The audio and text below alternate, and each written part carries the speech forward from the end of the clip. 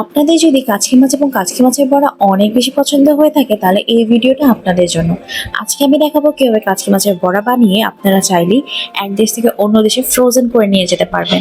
এর জন্য প্রথমে আমি নিয়ে নিয়েছি কাচকি মাছ এবং অল্প পরিমাণে ডাল। ডালটা আমি কিছুক্ষণ ভিজিয়ে রেখেছিলাম, তারপর একসাথে ব্লেন্ড করে নিয়েছি, খুব বেশি মিহি করে ব্লেন্ড করিনি। এখন এক এক করে সব মশলাগুলো দিয়ে দিব। প্রথমে দিয়েছি আদা রসুন বাটা, লবণ, এখন দিয়ে দিব লাল মরিচ গুঁড়া, দিয়ে দিব ধনিয়া গুঁড়া,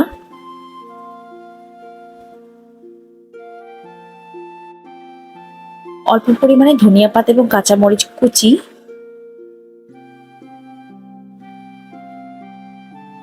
জিরা গুঁড়া,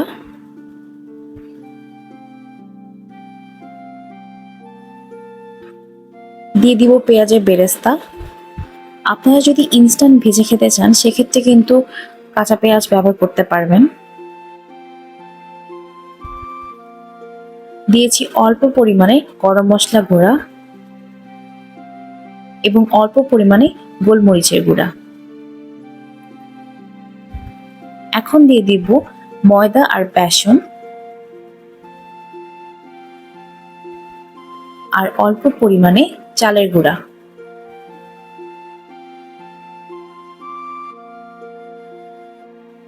এখন এটাকে খুব ভালো মতো মিক্স করে নেব। যেহেতু আমি এটাকে ফ্রোজেন করব, তারপর হচ্ছে গিয়ে এটাকে বক্সে সেট করব, তাই আমি এখন খুব ভালো মতো মিক্স করে অল্প একটুখানি তেলে হালকা করে ফ্রাই করে তারপর আমি এটাকে ফ্রোজেন করব। এটা বেসিক্যালি আমার ভাইয়ের অনেক বেশি পছন্দের, তাই এবার ওকে বাংলাদেশ থেকে যাওয়ার সময় করে দিয়েছিলাম। সো ধন্যবাদ সবাইকে ভিডিওটা দেখার জন্য।